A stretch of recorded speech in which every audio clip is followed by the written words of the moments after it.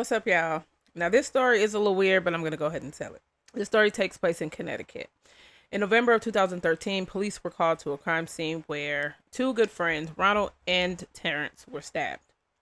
Ronald was rushed to the hospital. He was stabbed multiple times, while Terrence, he just had a little cut on his hand, so he was treated on the scene and questioned. While still on the scene, detectives get a call stating that Ronald did not make it. Now, this has become a homicide investigation. Police do find some evidence on the scene. They find a broken steak knife. They find some blood trails. And they also find Ronald's car parked down the street with the passenger door open. They ran a little background check on Ronald to see if he'd been in trouble before. Why would just some random men, attack him? So they do come across an incident that happened a few years prior where he was stabbed by a 16-year-old boy. They questioned the 16-year-old boy. Whatever he tells them checks out. So he's no longer a suspect. They search the car and they find Ronald's phone, and they also find Terrence's phone. They go through the phones, go through the text messages, and find some weird messages between the two.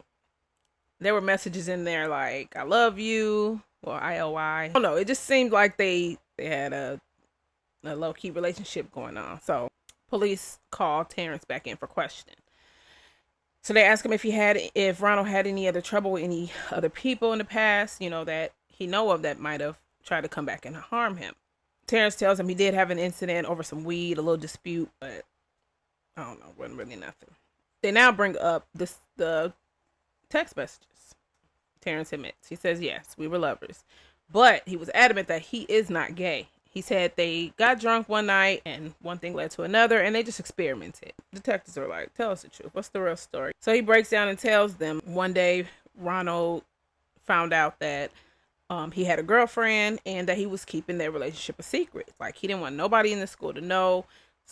He really wanted it on the down low, and Ronald didn't like that. So he goes to Facebook. He posts a Facebook status telling everyone that Terrence is gay.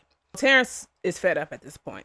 He hits up Ronald, texts Ronald, and tells him that they need to talk in person. And Ronald replies and says, if we talk in person, this might not end well. Ronald pulls up. Terrence, already threatened by him, grabs a steak knife out the kitchen and goes out to go meet Ronald at his car. Ronald asks to see Terrence's phone. Terrence hands him the phone. Ronald's going through the text messages. He sees messages that Terrence is sending to other females. He's flirting. He's giving them compliments. And Ronald is not liking this. And he's pointing in Terrence's face at this point, telling him he'll kill him. Eventually, Ronald ends up punching Terrence in the face.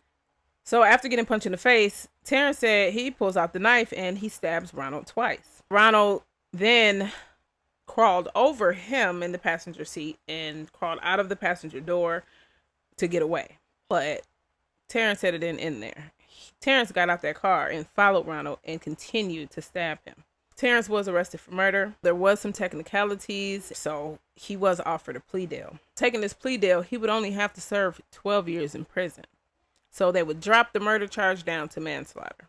Terrence did end up taking the plea deal and he was sentenced to 12 years in prison. Ronald had other relationships with other minors. He would bring them to his house, smoke with them, get drunk, and then, one thing would lead to another. Yeah, crazy, right? So do y'all think this was self-defense? Ronald's now running away. He already stabbed him. He follows him and continues to stab him 19 times. Ronald's family, they didn't like the outcome, but they felt like it was better than nothing. Because there was a chance that Terrence could walk free. They don't feel like it's fair, but it's better than nothing. What y'all think?